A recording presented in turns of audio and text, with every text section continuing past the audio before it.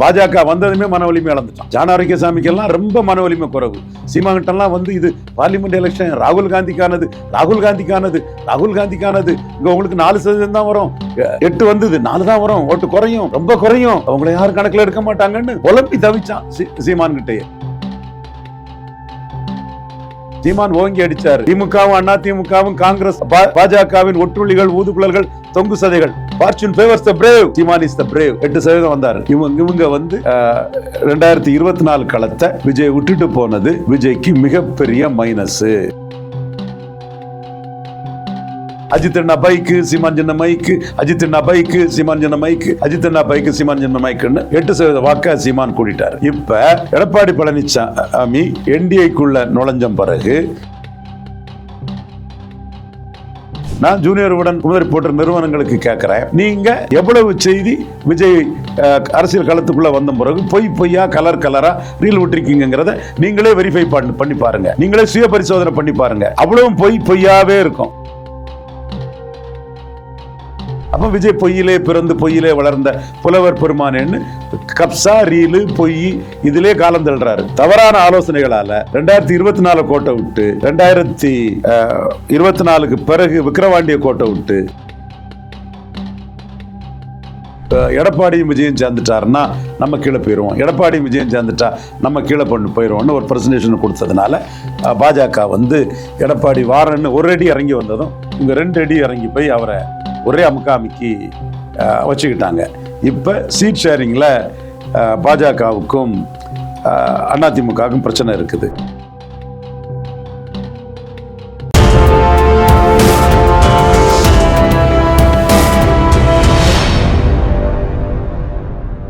யூதமிழ் நேயர்களுக்கு வணக்கம். இன்னைக்கு நம்ம கூட அரசியல் ஆய்வாளர் திரு ரவீந்திரன் துரைசாமி சார் அவர்கள் தான் இணைஞ்சிருக்காங்க. வணக்கம் சார். வணக்கம் பவித்ரா. தேர்தலுக்கு இன்னும் சில மாதங்களே இருக்கக்கூடிய நிலையில கூட்டணி குறித்த பேச்சுவார்த்தைகளால அரசியல் களம் சூடுபிடிக்க ஆரம்பிச்சிருக்கு. இந்த அரசியல் களம் எந்த மாதிரி செயல்படுது அப்படின்னு உங்க பார்வையில பாக்குறீங்க சார்? திமுக கூட்டணி இன்டாக்டா இருக்குது. 47% வாக்கெடுத்த அணி. இந்த அணியில இன்னும் 4-5 கட்சிகள் வர ஸ்டாலின் நினைச்சா கொண்டு வரலாம். நிறைய சிட்டிங் எம்எல்ஏக்களையும் ஸ்டாலின் நினைச்சா கொண்டு வரலாம். இது வந்து அவங்க ரொம்ப கம்ஃபர்டபுள் பொசிஷன்ல 57-62 காமராஜ் உயரத்தில் ஸ்டாலின் இருக்கிறார். 62 காமராஜ் உயரம்னா பிரதான எதிர்கட்சியான அன்னைக்கு 15% வாக்கு பலத்தோட 15 எம்எல்ஏவோட இருந்த பெருஞ்சர் அண்ணா பெருந்தகை தேர்தல் காலத்துக்கு 4 மாதத்துக்கு முன்னாடி சென்னை ஜிம்கானா கிளப்பில் காமராஜருக்கு சென்னை மாநகராட்சி மூலமாக திமுக மாநகராட்சி மூலமாக ஒரு சிலை எழுப்பி அதை பாரத பிரதமர் நெஹ்ரு அழைச்சி அண்ணா அந்த சிலையை திறந்து வச்சார். இன்றைக்கும் அந்த வரலாற்று நிகழ்வு. ஆக அன்னைக்கு 46% வாக்கெடுத்த காமராஜ் மாதிரி இன்றைக்கி 47% பலத்தோடு, அது மட்டும் இல்லை காமராஜ் அன்னைக்கு கட்சியை பிடிச்சி தனிச்சு தான் நின்னார். இன்னைக்கு கூட்டணி பலத்தில் ஜோதிபாசு மாதிரி ஒரு பிரின்சிபல் பொலிட்டிஷனாக இருக்கக்கூடிய ஸ்டாலின் இன்னும் கட்சிகளை கொண்டு வரதுக்கு தயாராக இருக்கார். இது 100க்கு 100 உண்மை. நான் உண்மையை தான் சொல்கிறேன். 2024 ஸ்டாலின் 48% வாக்கு வருவார், 35 சீட்டு ஜெயிப்பாருன்னு சொன்னேன். 47 வந்தார், 39 ஜெயித்துட்டார். என் கணக்கை பொய்யாக்கி 39 வந்துட்டார். என் கணக்கு 48ங்கிறது 47 வந்தார். என் கணக்கு ஆல்மோஸ்ட் கரெக்டு தான். அது இப்போவும் ஸ்டாலின் வந்து ரொம்ப ஒரு கம்ஃபர்டபுள் பொசிஷனில் இருக்கிறாரு. 57-62 காமராஜ் பொசிஷனில் இருக்கிறாரு. காமராஜ் வர்சஸ் அதர்ஸ் தான் தமிழ்நாடு அரசியல். காந்தராஜிக்கு அறிவு நாணயம் இருந்தால் அதை ஒத்துக்குவார். அறிவும் கிடையாது, நாணயம் கிடையாது. காந்தராஜிக்கு அறிவு நாணயம் இருந்தால் ஒத்துக்குவார். ஸோ இந்த அரசியல் களத்துக்குள்ளே இன்னைக்கு ஸ்டாலின் அலையன்ஸ் வர்சஸ் அதர்ஸ் தான் தமிழ்நாடு பொலிட்டிக்ஸு. அடுத்தபடியாக இருக்கிறது எடப்பாடி பழனிசாமி. எடப்பாடி பழனிசாமி அடுத்தபடியாக இருக்கிறாருங்கிறது 100க்கு 100 உண்மை. ஏன்னா அவர் வந்து என்டிஏ பாஜக பிடிச்சிட்டாருன்னா அவர் 20, பாஜக 11, 31% அவங்க பலத்தில் வந்துட்டாப்புல. ஸ்டாலின் 47 ப்ளஸில் இருக்கிறாப்புல. இவர் 31ல் எடப்பாடி இருக்கிறார். ஸோ 2வது இடத்துக்கும் முதல் இடத்துக்கும் வித்தியாசம் இருந்தாலும் 2வது இடத்துக்குள்ள எடப்பாடி பழனிசாமி இருக்கிறாரு. பாஜகவை கைப்பற்றினது மூலமாக 2வது இடத்தை அவர் உறுதி பண்ணிக்கிட்டார். அதே மாதிரி இதுக்குள்ள பாமகவையும் கைப்பற்ற துடிக்கிறாரு. பாமக விஷயத்தில் எடப்பாடி பழனிசாமி இறங்கி வந்திருக்கிறார். இதையும் நான் தரவுகளோட தான் சொல்கிறேன். மற்ற அரசியல் விமர்சகர்கள் யாருக்குமே இது கண்ணு தெரிய மாட்டேங்குது. நீங்கள் பாமக விமர்சனம் பண்ணலாம், நானும் விமர்சனம் பண்ணுறேன், அது என்னோட உரிமை. ஆனால் உண்மையை சொல்லணும். எடப்பாடி பழனிசாமி ஜெயங்கொண்டம் கூட்டத்தில் என்ன சொல்கிறாரு? பாமக என்டிஏ கூட இருக்காங்க, பாமக நம்மக்கிட்ட வந்துடுவாங்கங்கிறார். அடுத்து கடலூர் கூட்டத்தில் என்ன சொல்கிறாரு? 10.5 தருவாங்கிறாரு. அப்போ ஏன் 10.5 தருவாங்கிறாரு? 2ஆம் இடத்தை உறுதி பண்ணதுக்கு 10.5 தருவாங்கிறார். 10.5 பற்றி பேசுகிறாருன்னா 2ஆம் இடத்தை உறுதி பண்ணுறதுக்கு சொல்கிறாரு. எடப்பாடியில் ஜெயிக்கிறதுக்கு அதில் நிற்கிறாரு. இப்போ நீங்கள் பாமக வந்து 10.5 மையமாக வச்சு எடப்பாடி களத்துக்குள்ளே வந்துட்டாங்கன்னு வைங்க, வன்னியர்கள் கிளந்து எழுதுட்டான்னு வைங்க, எடப்பாடி தோற்று போயிடுவார. 10.5 வன்னியர்கள் கிளந்து எழுந்தா எடப்பாடி பழனிசாமி தோற்று போவார. பாமக கூட்டணிக்கு வரலன்னா பாமகங்கிற வார்த்தையை எடப்பாடி பழனிசாமி ஜெயங்கொண்டானில் சொன்னது மாதிரி நானும் டாக்டர் ஐயாவையும் அன்புமணியும் சேர்த்து வச்சே பாமகங்கிற வார்த்தையை நானும் சொல்கிறேன். பாமக வரலன்னா அவர் எதிர்கட்சி தலைவராட்டே வர முடியாது இல்லையா? இதுதான் எடப்பாடி பழனிசாமிக்கு பொசிஷன். ஸோ பாமக அங்கே 90 தொகுதியில் முடிவெடுக்கக்கூடிய சக்தியாட்டு, முடிவுனா நம்பர் 1 இடத்துக்கு இல்லை, நம்பர் 2 இடத்த முடிவு பண்ணக்கூடிய சக்தியாட்டு இருக்கிறாரு. ஸோ அதனால தான் அவர் பாமகவை பற்றி வெளிப்படையாக கால் கொடுத்துருக்கிறாரு. அவர் வெளிப்படையான அந்த கோரிக்கையை வச்சதும் அன்புமணி தெளிவாக 4 அமைச்சர் வாணுன்ட்டார். இவர் 10.5க்கு ஆதரவாக பேசினதும் அன்புமணி 10.5க்கு ஆதரவாட்டு விழுப்புரத்தில் பெரிய போராட்டத்தை நடத்திட்டார். இப்போ 10.5 தான் எடப்பாடியை எதிர்கட்சி தலைவராக்கும், எம்எல்ஏ ஆக்கும் அல்லது காலி பண்ணிடும். 10.5 எடப்பாடி அதிகபட்சம் எம்எல்ஏ ஆக்கிறோம், எதிர்கட்சி தலைவராக்கிறோம். அதில் தப்பு பண்ணிட்டாருன்னா காலி பண்ணிடும். இப்போ இந்த 10.5 பாமகவும் தான் இவருக்கு எம்எல்ஏ ஆகுதுக்கும் எதிர்கட்சி தலைவராதுக்கும் மிக முக்கியமான இடத்துல இருக்குது. இதுதான் இன்னைக்குள்ள அரசியல் களம். இந்த களத்தில் ஜான் ஆரோக்கியசாமிங்கிற ஒரு கத்துக்குட்டித்தனமானோட ஆலோசனையால் கோடிக்கணக்கான படத்தை கொடுத்துக்கிட்டு 2026 களத்துக்குள்ளே என்டர் பண்ண முடியாமல் விஜய் திணறி போய் இருக்கிறார். எப்படி திணறி போய் இருக்கிறாருன்னா, 24 விஜய் வந்து கட்சி ஆரம்பித்தார். தெளிவாக களத்துக்குள்ளே வந்திருக்கலாம். அந்த களம் 24 களம் எப்படி இருந்ததுன்னா, திமுக அணி இன்டாக்டாக இருந்தது. நம்மளே 48% வாக்கெடுப்பாங்கன்னு சொன்னோம். அடுத்து அதிமுக, அடுத்து தேசிய ஜனநாயக கூட்டணி அண்ணாமலை அணி, அடுத்து மோடி தலைமையில், அடுத்து சீமான், 4 பேர் இருந்தாங்க. இந்த இடத்துக்குள்ள மன வலிமையற்ற ஜோசப் விஜயும் மன வலிமையற்ற ஜான் ஆரோக்கியசாமியும் கிறிஸ்தவர்கள், அவங்க பாஜக RSS ஆட்சிக்கு வந்ததுமே மன வலிமை இழந்துட்டான். பாஜக வந்ததுமே மன வலிமை இழந்துட்டான். ஜான் ஆரோக்கியசாமிக்கெல்லாம் ரொம்ப மன வலிமை குறைவு. சீமாங்கிட்டெல்லாம் வந்து இது பார்லிமெண்ட் எலெக்ஷன் ராகுல் காந்திக்கானது, இங்கே உங்களுக்கு 4% தான் வரும், 8 வந்தது, 4 தான் வரும், ஓட்டு குறையும், ரொம்ப குறையும், அவங்கள யாரும் கணக்கில் எடுக்க மாட்டாங்கன்னு புலம்பி தவிச்சான் சீமான் கிட்டேயே. சீமான் ஓங்கி அடிச்சாரு. திமுகவும் அதிமுகவும் காங்கிரஸ் பாஜகவின் ஒட்டுள்ளிகள், ஊதுகுழல்கள், தொங்கு சதைகள், fortune favours the brave, Seeman is the brave. 8% வந்தார். இவங்க வந்து 2024 களத்தை விஜய் விட்டுட்டு போனது விஜய்க்கு மிகப்பெரிய மைனஸு. அந்த களத்தில் விஜய் வந்திருந்தாருன்னா, ரெட்ராஸ்பெக்டிவாக தான் சொல்கிறேன், கணிசமான வாக்கு சதவீதத்தை விஜய் எடுத்திருக்கலாம். இப்போ அதிமுகவும் பாஜகவும் தனித்தனியாக நின்ன 24 களம் மாதிரி அதிமுகவும் பாஜகவும் சேர்ந்து நிற்கிறாப்புல. அப்போ இது விஜய்க்கு பின்னடைவு ஆயிடுச்சா?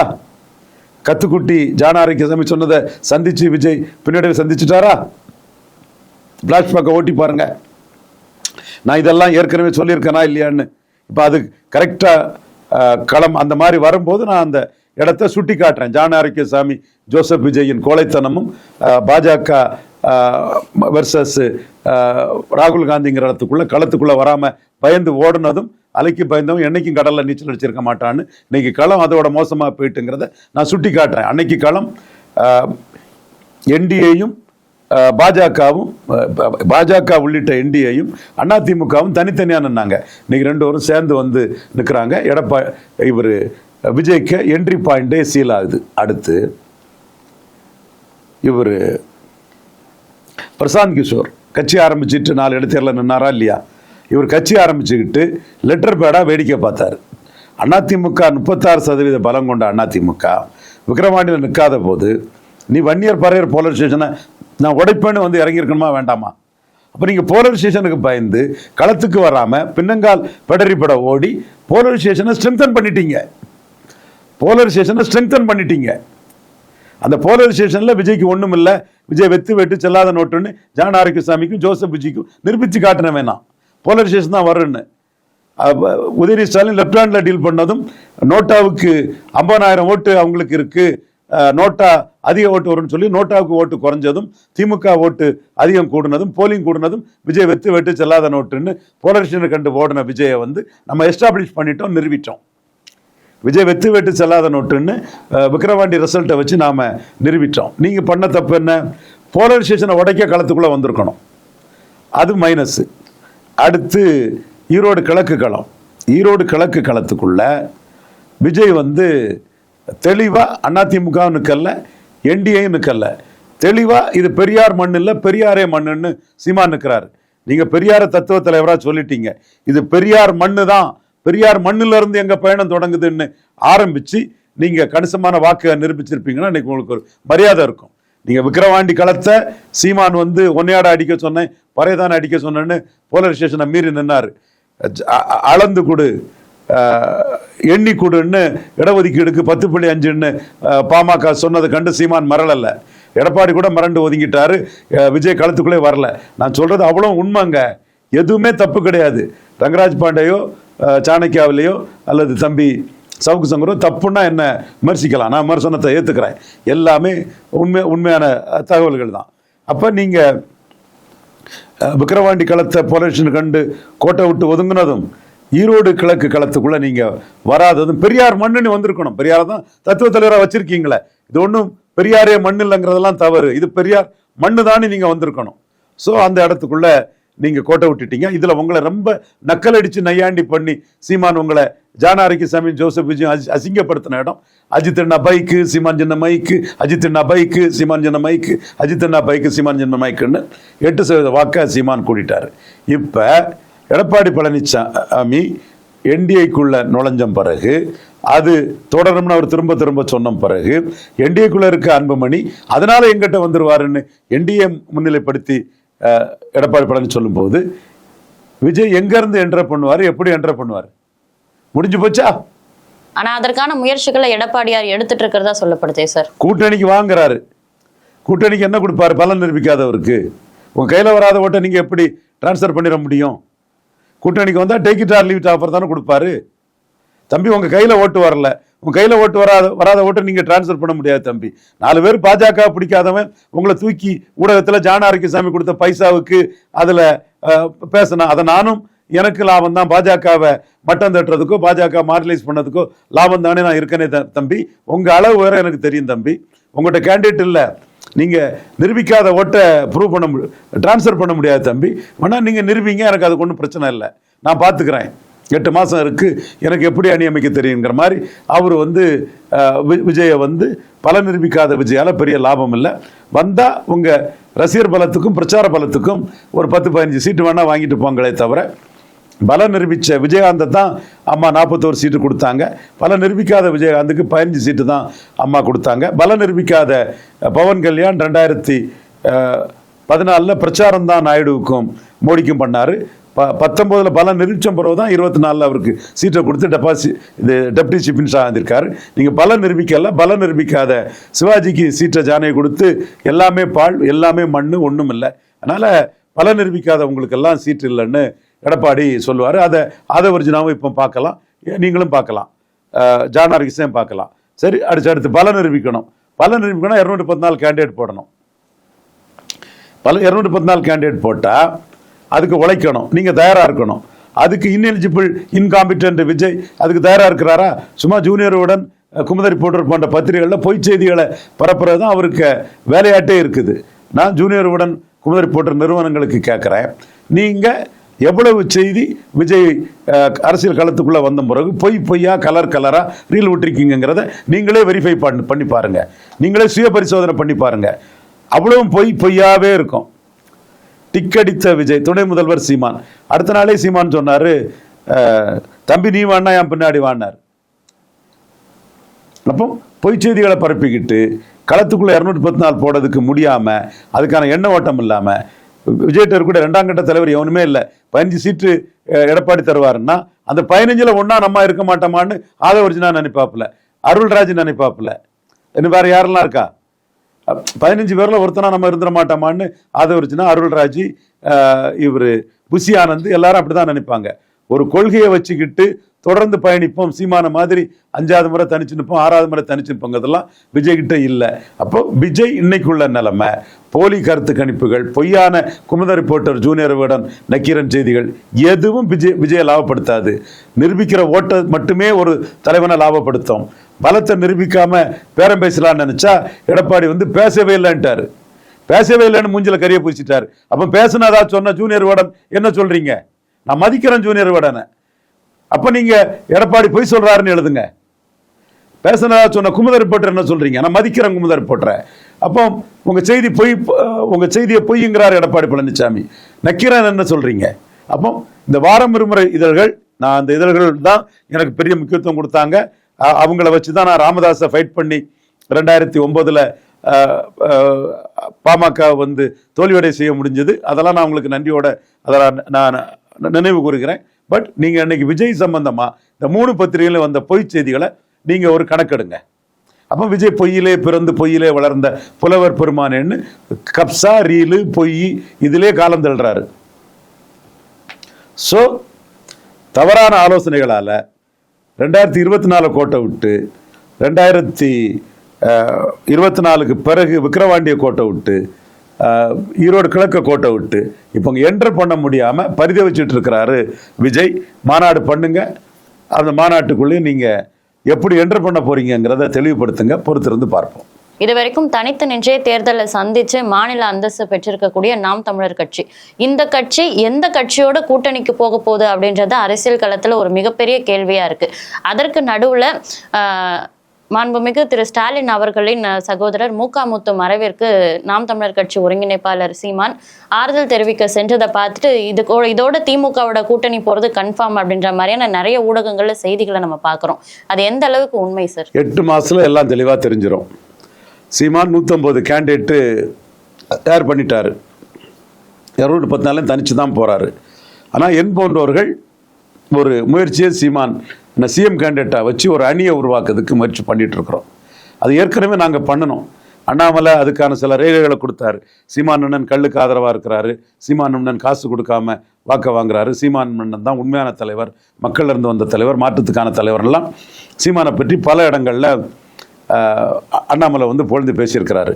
அப்போ அன்னைக்குள்ள கான்செப்ட் என்னன்னா 18% என்டிஏயும் 8% சீமான சிஎம் கேண்டிடேட்டாக சொல்லணும், மற்ற கட்சிகளையெல்லாம் கொண்டு 30%க்கு பலமான அணியாட்டு சீமான் தலைமையில் பீகாரில் நிதிஷ்குமார் இருக்க மாதிரி தமிழ்நாட்டின் நிதிஷ்குமார் ஆட்டு சீமான சிஎம் கேண்டிடேட்டாக ப்ரொஜெக்ட் பண்ணணுன்னு நாம் முயற்சி பண்ணணும்.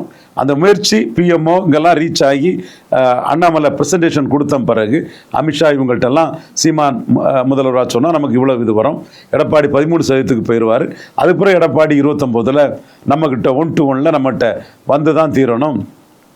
அப்போ நாம் ஸ்டாலினுக்கு எதிராக கணிசமான அளவு பாதிக்கு மேலே எம்பிக்களை பெற முடியுங்கிறதான் அண்ணாமலைக்கு ப்ரெசன்டேஷன். 29 மையமாக வச்சு தான் அந்த ப்ரெசன்டேஷனை கொடுத்தாரு.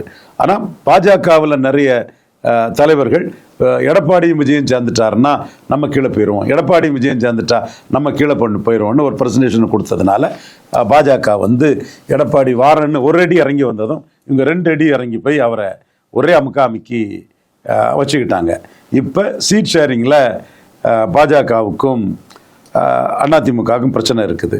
அண்ணாமலை இந்த கட்டத்துக்குள்ள சீமான சிஎம்மா சொல்லி ப்ரொஜெக்ட் பண்ணதுக்கு தயாராகிறாரு.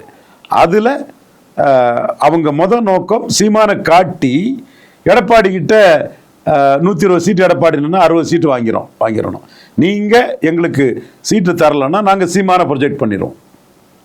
இப்போ எடப்பாடி மிரட்டினார்ல, நீங்கள் எங்கள் கூட கூட்டணிக்கு வரலைன்னா நாங்கள் விஜயை சேர்த்துக்கிட்டு நாங்கள் உங்களை ஒன்றுமெல்லாம் பண்ணிடுவோன்னு மிரட்டினார்ல, அதே மிரட்டை இப்போ அண்ணாமலை களத்து உள்ளுக்குள்ள லாக்கான எடப்பாடியை மிரட்டுறாரு. நீங்கள் பலத்துக்கு ஏற்ற சீட்டு பாஜகவுக்கு தரலன்னா நாங்கள் சீமானை ப்ரொஜெக்ட் பண்ணிடுவோன்னு பண்ணுறாரு. சீமான் 214 தனிச்சு தான் நிற்கிறாரு. ஆனால் சீமானுக்கு என்டிஏ சிஎம் கேண்டிடேட்டுங்க ஒரு ஆஃபர் வந்திருக்கனால அவர் 8 மாதம் கழிச்சு என்ன பார்ப்போங்கிறத சொல்றாரு. பட் என்ன பொறுத்தவரை 210 நாள் தனிச்சு தான் அவர் நிற்பார். பாமக அதிமுகவோட கூட்டணி சேர வாய்ப்பு இருக்கு அப்படின்னு சொல்லப்படுற நிலையில திமுகல இருக்க பல தலைவர்களும் கூட்டணி கட்சி தலைவர்களும் வந்து விசிகவும் பாமகவும் சேர்வதுதான் இந்த தமிழகத்துக்கு நல்லது அப்படின்ற ஒரு பிரச்சாரத்தை முன்வைக்கிறாங்களே சார். விசிகவும் பாமகவும் சேர்ந்தா அது பொருந்தா கூட்டணியாக போயிடும், எலித்தவள நட்பாக போயிடும். 2011 அதைத்தான் நான் சீமான்கிட்ட சொன்னேன், இவர் திருமாவட்ட சொன்னேன், கேகேஆர் சரணபவன் ஓட்டெல்லாம் நான் என் தம்பி ஆர்எஸ்எஸ் கண்ணன் எல்லாரும் இருக்கும்போது தெளிவாக சொன்னேன். அதுதான் வந்தது. அதற்கான காலம் இப்போ கனியல்ல 31 வாக்கில் கூட ஒரு வேளையில் அது வரலாம்.